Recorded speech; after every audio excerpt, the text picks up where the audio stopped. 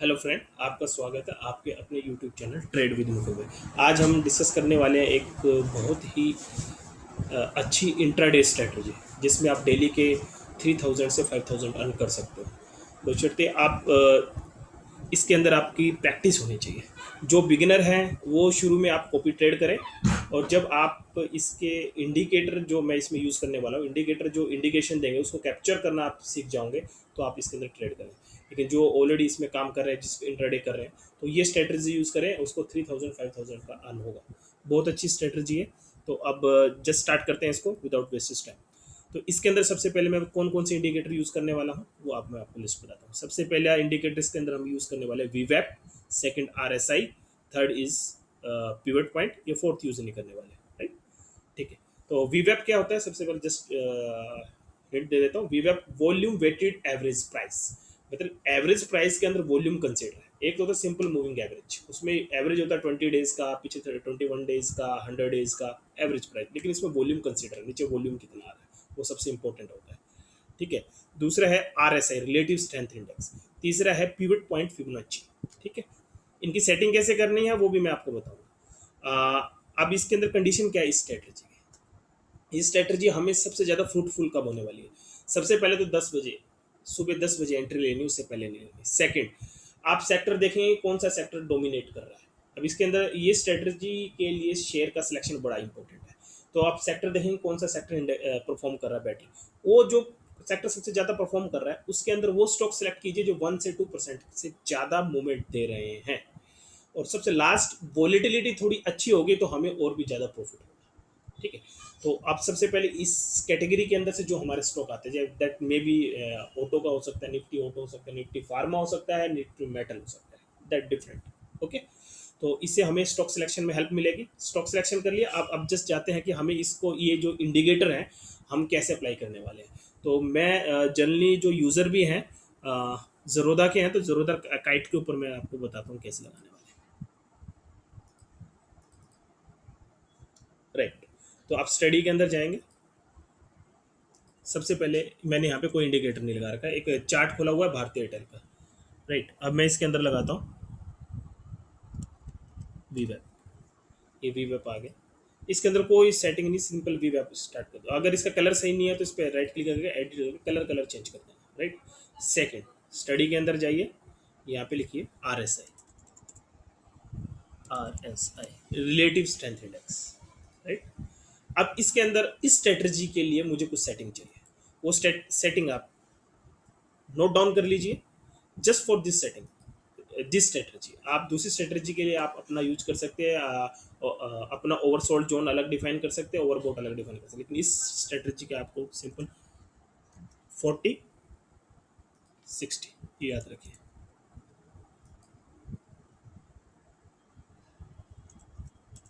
40 60। Okay. ये हमारा oversold zone होगा, ये ओवरबोट जोन होगा। मैं जस्ट क्लियर कर देता हूँ। ये आरएसआई रिलेटिव स्ट्रेंथ इंडेक्स दिखा रहा है। इसके अंदर देखिए दो जोन बन के आएंगे आपको, एक 40 का और एक 60 का। जब ये कर्व हमारा 40 से नीचे जाएगा तो वो हमारा ओवरसोल्ड हो जाएगा, और जब 60 से ऊपर जाने रहेगा वो ओवरबोट होगा। अब इसका यूज़ कैसे करेंगे वो मैं अभी आपको एक्सप्लेन करूँगा। अब स्टडी के अंदर दूसरा आ जाएगा, पीवट पॉइंट।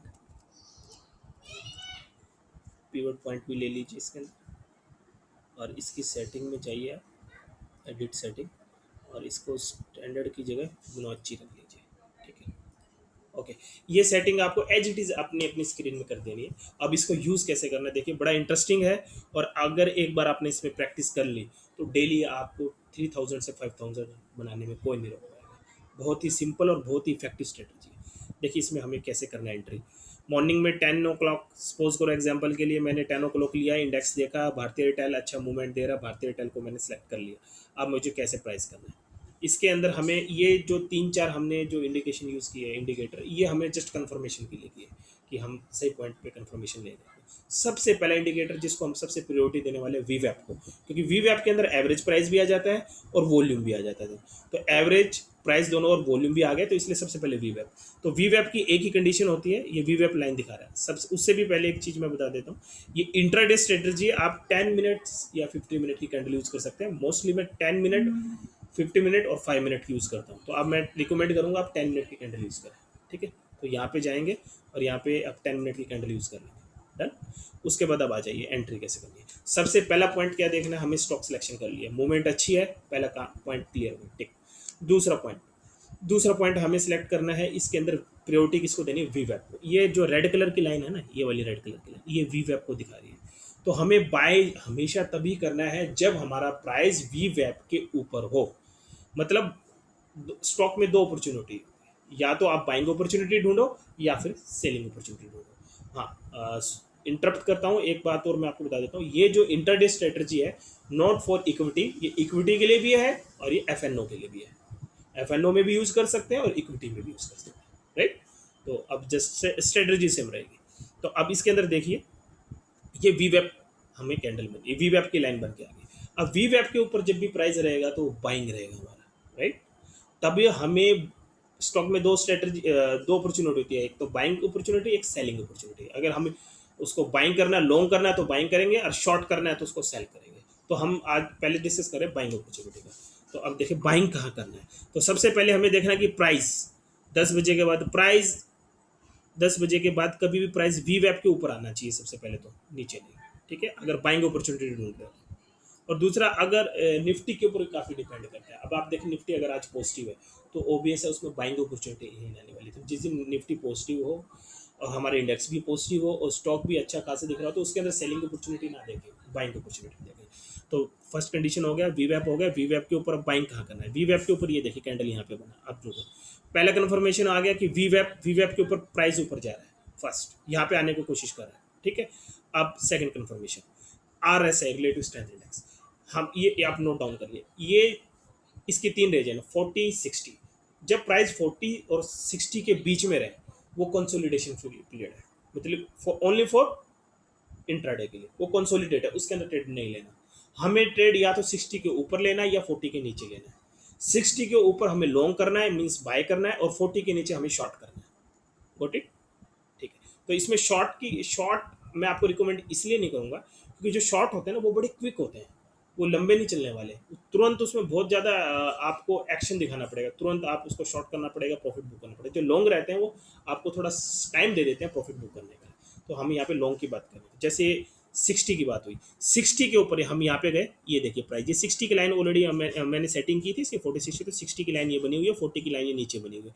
जैसे 60 लाइन के ऊपर प्राइस जाता है, ये बात इंडिकेट कर लिया। सुबह हमने देखा कि 60 के ऊपर जा रहा है RSI, और जस्ट उसके ऊपर देखा, ये देखो वी वेब भी इसके ऊपर है, हम इसको बाइंग कर लेंगे। दो कन्फर्मेशन मिल गया, तो वी वेब के ऊपर हो गया, एक RSI बुलिश मोड में आ गए, तो आप इसको बाय कर लो, यहाँ पे बाय करें। अब इसके बाद इसके टारगेट क्या रहेंगे और इसका स्टॉप लॉस क्या है। अगर आप इसमें स्टॉप लॉस लगा रहे हो, अगर आपके पास होल्डिंग के लिए पैसा नहीं है, स्टॉप लॉस लगा रहे हो, क्योंकि मैं रिकमेंड करूंगा, क्योंकि अगर आप इसके अंदर स्टॉप लॉस लगाएं, वो इसलिए लगाएं क्योंकि अगर आपने एफएनओ में पोजीशन बनाई है या फिर आपके पास मार्जिन में काम कर रहे हो, मतलब आपके पास अपना पैसा नहीं है, ब्रोकर का मार्जिन यूज़ कर रहे हैं, तो फिर स्टॉप लॉस लगा लेंगे।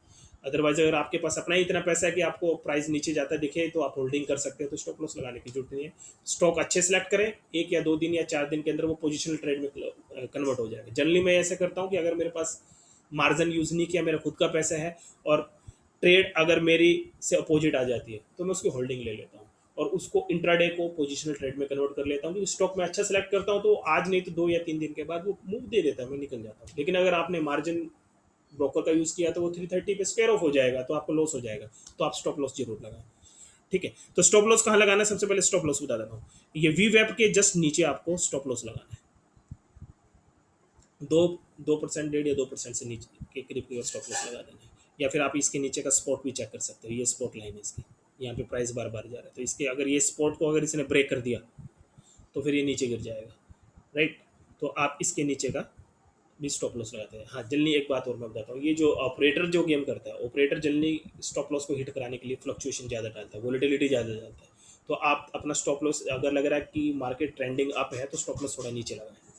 ठीक है, अब एक मैंने पिवट पॉइंट भी लगाया, उसका भी क्या बेनिफिट होने वाला है वो मैं आपको बताऊँगा। तो सबसे पहले यहाँ पे देखिए आपका बाइंग आ गया। ठीक है, हमने यहाँ पे बाइंग कर लिया, वेरी गुड। हम वी वेब के ऊपर आ गए हैं। ठीक है, अब वी वेब के नीचे जाएगा तो हमें स्टॉप लॉस लगाया वी वेब के नीचे 2% का। ठीक है, लेकिन स्टॉप लॉस लगा दिया, लेकिन हम इसके ऊपर आए, प्राइस ऊपर गया ऊपर गया ठीक है, यहाँ था, अभी वी वेब से ऊपर ही चल रहे हैं, डोंट वरी, वी वेब से ऊपर ही चल रहा है। हम अपना स्टॉप लॉस ऊपर ट्रेल करते रहेंगे, ऊपर करते रहेंगे। अब ये देखिए यहाँ पे इसने वी वेब को मीट किया और इसके अंदर वी वेब के नीचे है, तो आप यहाँ पे अपना प्रॉफिट बुक कर सकते हैं। और इसी के नीचे आप ये देखिए आर एस आई भी घटना शुरू हो गई, तो ये आपकी अच्छी खासी मूवमेंट होगी यहाँ से लेके 528 से लेके 545, ये आपको इंटरडे के अंदर मूवमेंट मिलेगी। अब ये देखिए इसकी मूवमेंट, ये अगर एफ में अंदर करते हैं तो आपको बहुत प्रॉफिट होने वाला है, और आपके कैश में भी करेंगे तो बहुत प्रॉफिट होने वाला है। अब ये देखिए आपको, ये देखो बीच के अंदर बहुत सारे मौके मिलेंगे छोटी छोटी मूवमेंट का, आप उसके अंदर मत जाएं, क्योंकि ये छोटी मोटी मूवमेंट में क्या है, छोटी मूवमेंट आपको ब्रोकरेज भी जाता है तो कुछ बेनिफिट होता नहीं, और परेशानी ज़्यादा रहती है। आप सिर्फ जो मैं कंडीशन बताता हूँ उसी समय आप ट्रेड ले लीजिए और उसमें आपको अच्छा खासा बेनिफिट मिलेगा। आपके सामने ये देखिए, जब भी 60 से ऊपर आर एस आई जाता है, एक यहाँ पे आ रहा है, ठीक है। अब वी वेब चेक कीजिए, वी वेब ऊपर है, गुड, वी वेब ऊपर है, आर एस आई 60 से ऊपर है, यहाँ पे इसके बाइंग स्टार्ट कर दीजिए। बाइंग स्टार्ट करनी है, कब तक करनी है, जब हमारा वी वेब को टकरा नहीं जाता, ये ऊपर गया ऊपर गया ऊपर गया, प्राइस ऊपर गया ऊपर गया। आप चाहे तो यहाँ भी प्रॉफिट बुक कर सकते हैं, वो आपके ऊपर है, लेकिन नहीं करें तो जब तक वी वेब को टकरा नहीं जाता, यहाँ पे आ गया, ठीक है। तो आप यहाँ पे प्रॉफिट बुक करिए, कितना अच्छा प्रॉफिट है, राइट। अब मैं आगे बता देता हूँ, और जरूरी नहीं है कि प्रॉफिट बुक करने के लिए कोई कंडीशन लगानी थी। प्रॉफिट बुक करने के लिए अगर आपको लगता है कि 3% 4% प्रॉफिट या 2%, एफ के लिए तो 1-2% इनफ हो रहता है, आपको प्रॉफिट बुक करना है तो बुक कर सकते हैं।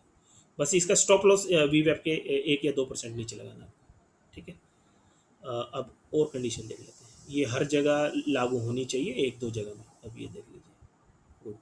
अब ये देखिए 60 से ऊपर आया, वी वेब से ऊपर प्राइस है, आप बाई करके बैठ गए, इसको बेचो नहीं जब तक वो वी वेब से नीचे नहीं आता, ये यहाँ पे आता है, यहाँ पे बेचना। कितना मूवमेंट हो गया यहाँ से लेके यहाँ तक, गुड।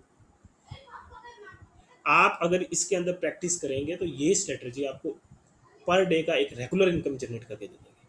बस ये शर्तें, आपको स्टॉक अच्छा सेलेक्ट करना है और वो स्टॉक के अंदर मूवमेंट भी होनी चाहिए, और मूवमेंट के हिसाब से उस सेक्टर के अंदर भी मूवमेंट होनी चाहिए, और निफ्टी भी अगर हमारे फेवर में होगा। सपोज करो हम मैं और चार्ट भी दिखाऊंगा आपको इस पर कॉन्फिडेंस लाने के लिए, ठीक है। तो ये हमने 2-3 पॉइंट देखे, चलो अब अभी 1-2 चार्ट और खोल लेते हैं। और निफ्टी 50 का अच्छा स्टॉक टी सी एस खोलते हैं, ठीक है। किसी भी चार्ट के अंदर हम इसको देखते हैं कि ये काम कर रहा है कि नहीं कर रहा, ठीक है। आपको कॉन्फिडेंस लाने के लिए टी सी एस में देखिए आर एस आई, ये देखिए सबसे पहले इधर ही देख लेते हैं। ये देखिए वी वेब के ऊपर है प्राइस, गुड, पहली कंडीशन मीट। सेकंड कंडीशन, ये आर एस आई 60 से ऊपर जा रहा है, ठीक है, बाय कर लिया मैंने, इसको बाय किया, बाय करके सेल कब करूँगा, जब ये वी वेब के नीचे आना शुरू होगा, ये आ गया, ठीक है, आर एस आई के नीचे आएगा, ये मूवमेंट मिल गई प्लस, आगे आ जाओ। हाँ, अब इसके अंदर जो शॉर्ट करते हैं उसके लिए भी है, इसके अंदर कंडीशन क्या होती है, जब आप 40 से नीचे आने लग जाए, ये 40 से नीचे आ गया, ये आ गया 40, वी वेब से नीचे है प्राइस, जब शॉर्ट करना है तो वी वेब से नीचे होना चाहिए, वी वेब से नीचे है प्राइस तो हमें शॉर्ट की सेल की अपॉर्चुनिटी ढूंढनी है, और वी वेब से ऊपर है तो बाई की अपॉर्चुनिटी ढूंढनी है। तो वी वेब से नीचे आ गया प्राइस, यहाँ पे देखिए प्राइस 40 से नीचे आ गया, ठीक है, आप इसको शॉर्ट कर दीजिए, शॉर्ट करके ये देखिए यहाँ तक कितना बड़ा मूवमेंट है, सिंपल। अब एक चीज़ और इसमें रहेगी, पीवट पॉइंट क्या है। पीवट पॉइंट बड़ा इंपॉर्टेंट है, ये फिबोनाची पीवट पॉइंट कैसे ड्रॉ होते हैं, ये बेसिकली टेक्निकल इंडिकेटर है, और फिबोनाची एक रिट्रेसमेंट के हेल्प से इसके हम स्पॉट और रेजिस्टेंस ड्रॉ करते हैं। स्पॉट और रेजिस्टेंस बिगिनर के लिए मैं बता देता हूँ, जैसे स्पॉट रेजिस्टेंस कोई भी प्राइस जहाँ पे रेस्ट करता है आके उसको स्पॉट कहते हैं, और जो उसके बाद वहाँ पे जहाँ पे जाके वो रेजिस्टेंस फेस करता है, मतलब वहाँ पे ऊपर वहाँ पे टकरा के स्ट्राइक करके वापस आता है, उसको रेजिस्टेंस कहते हैं, राइट। तो अब ये देखिए, ये इनका बेनिफिट क्या है, इनका बेनिफिट ये, जो अगर मैं ये आर एस आई वाली कंडीशन लगाता हूँ 60 से ऊपर, तो जनरली क्या करते हैं कि ये 2 या 3 रेजिस्टेंस को ब्रेक करके हमें अच्छा खासा मूवमेंट दे देते हैं। जैसे ये देखिए इधर, ठीक है, ये रेजिस्टेंस ब्रेक कर दिया, ये रेजिस्टेंस ब्रेक करते हैं, यहाँ के करीब इसमें 2 रेजिस्टेंस ब्रेक करते हैं, लेकिन ये इंटरमीडिएट कंडीशन बहुत होती है यहाँ पे, ये देखिए छोटी, जब आर एस आई 40 और 60 के बीच में होता है, और हमने मान लो इसके अंदर एफ के अंदर पोजीशन बना रखी है, तो पिवट पॉइंट बहुत हेल्प करते हैं। पिवट पॉइंट क्या हेल्प करते हैं, पिवट पॉइंट हमेशा कोशिश ये करेगा कि वो स्पॉट पे रुकेगा, रेजिस्टेंस पे बैठ जाएगा। मतलब जैसे कि ये रहा, जैसे मान लो कि हमने यहाँ पे बाइंग पोजीशन को, एक बाइंग पोजीशन लेते हैं, ये कोई भी एक ले लो, ये रही बाइंग पोजीशन, राइट। अब ये देखो आर एस आई 60 से ऊपर हो गया, बिल्कुल सिंपल है, मतलब बहुत ही ईजी है। 60 से ऊपर आया, वी वेब से ऊपर है, बाइंग कर लो, कर लिया बाइंग, ऊपर गया ऊपर गया ऊपर गया। अब हमें बेचना कब है, ये भी तो है ना। आर एस आई ये रहा, आप कोशिश ये करें कि जब ये रेजिस्टेंस के पास हो और उसके पास अगर मोमेंट कम होता आए, मोमेंटम स्टार्ट में डाउन ग्रेड हो, तो वहाँ पे सतर्क हो कि वहाँ पे हमें बेच सकते हैं। पहला रेजिस्टेंस ये है, ठीक है, यहाँ से स्टार्ट हुआ, पहला रेजिस्टेंस इजीली ब्रेक कर दिया, दूसरा रेजिस्टेंस भी ब्रेक कर दिया, ये सेकंड लाइन की, तीसरा भी ब्रेक कर दिया, ये फोर्थ। ये देखिए जनरली अच्छा मूवमेंट है, क्योंकि ये जो मैंने ये वाली कंडीशन बताई है ना 60 वाली, यहाँ पे तभी आएगा जब मूवमेंट प्राइस अच्छा हो स्टॉक के अंदर। अदरवाइज इंटरमीडिएट बहुत आएंगे, लेकिन उसके अंदर एक्सपर्ट बंदा चाहिए। आप जल्दी से बाय करना, जल्दी से सेल करना, उसके अंदर आप मत जाइए। आपके पास नंबर ऑफ स्टॉक बहुत है, आप स्टॉक को ढूंढने में टाइम लगा दीजिए, लेकिन उसके अंदर ये कंडीशन होनी चाहिए कि 60 से ऊपर हो, तो आपको अच्छा गेन मिल जाएगा। जैसे 60 से ऊपर इसने पहला रेजिस्टेंस तोड़ दिया, दूसरा तोड़ दिया, तीसरा तोड़ दिया, और देखो इस रेजिस्टेंस पे जाके इसने यहाँ पे रेजिस्टेंस फेस के यहाँ पे प्रॉफिट बुक कर लो। अगर आप इंटरमीडिएट में जाओगे ना, यहाँ पे देखो इंटरमीडिएट में जाओगे, इधर ले, मान लो किसी ने इंटरमीडिएट में यहाँ पे बाइंग कर लिया, किसी ने सपोज करो कहीं एक कंडीशन बाइंग कंडीशन बनाते हैं, सपोज करो ये यहाँ पे बाइंग किया ना, तो अब ये देखिए, ये यहाँ पे बाइंग किया ना, ये देख पहले रेजिस्टेंस पे टकरा के स्टार्ट वापस आने की कोशिश करें, वापस आ गए। तो ये जो सपोर्ट और रेजिस्टेंस का काम करता है शॉर्ट टर्म के अंदर, ठीक है।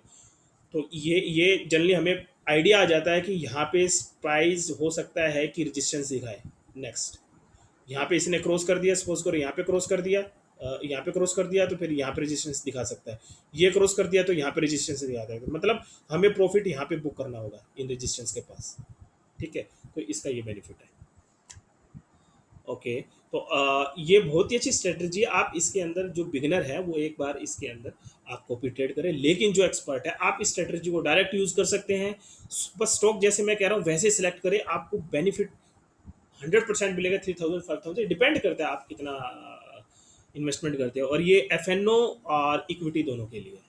मैं काफ़ी समय से इसको यूज़ कर रहा हूँ और मुझे काफ़ी बेनिफिट होता है।